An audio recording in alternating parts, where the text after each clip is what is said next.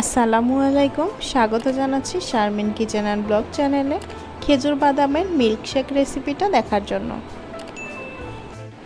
প্রচণ্ড গরমে এই মিল্কশেকটা খেলে মন শরীর দুটোই ঠান্ডা থাকবে। আর তৈরি করার প্রসেসটা একদম সহজ, তাহলে দেখে নেওয়া যাক। প্রথমে একটা বোল নিয়েছি, এর মধ্যে আমি খেজুরের বিচিগুলো আলাদা করে খেজুরটা রেখে দেব। এখানে টোটাল আমি 1/4 কাপ খেজুর ব্যবহার করেছি।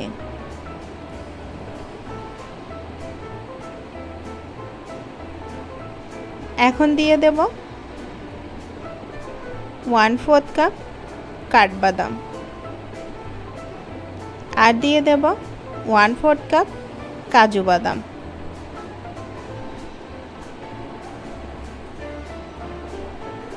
এবার আমি 1 কাপ দুধ দিয়ে বাদামগুলো ভিজিয়ে রাখবো 15 মিনিটের জন্য।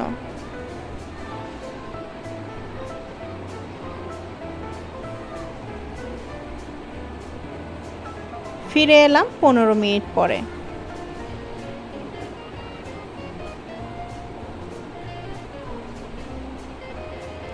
সবগুলো একটু ফুলে উঠেছে। এখন আমি এই মিশ্রণটা একটা ব্লেন্ডারের জারে নিয়ে নেব।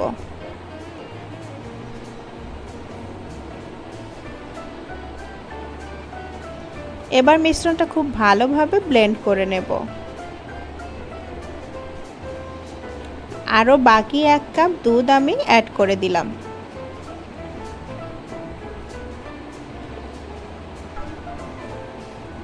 আর দিয়ে দেব 1/4 চা চামচ ভ্যানিলা এসেন্স, 2 চা চামচ দিয়ে দেব চিনি। যারা মিষ্টিটা কম পছন্দ করেন চিনি অ্যাড না করলেও চলবে, কারণ খেজুরে অলরেডি মিষ্টি থাকে।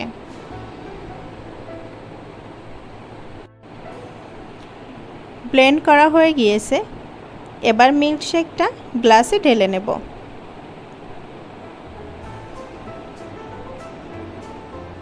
আপনারা চাইলে যে কোনো পাত্রে পরিবেশন করতে পারেন।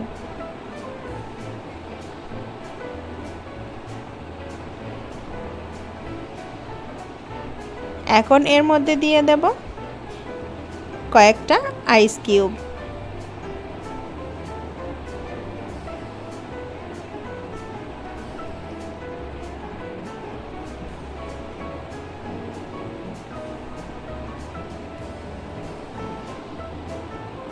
উপর থেকে দিয়ে দেব কিছু কাঠবাদাম কুচি আর কিছু খেজুর কুচি।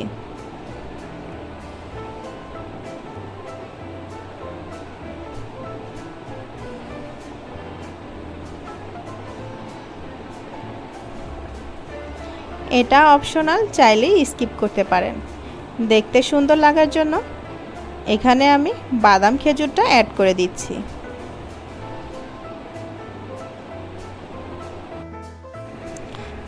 রেডি হয়ে গিয়েছে খেজুর বাদামের অসম্ভব মজাদার মিল্কশেক। আপনারা চাইলে এভাবে বাসায় তৈরি করে খেতে পারেন। এই মিল্কশেকটা খেলে শরীরের ক্লান্তি দূর হয়ে যাবে। আমার রেসিপিটি ভালো লাগলে একটা লাইক দিবেন, ফ্রেন্ডস অ্যান্ড ফ্যামিলির সাথে শেয়ার করবেন, আর সাবস্ক্রাইব করে পাশেই থাকবেন। আর আপনি যদি অলরেডি করে থেকে থাকেন তাহলে আপনাকে অসংখ্য ধন্যবাদ। আল্লাহ হাফেজ।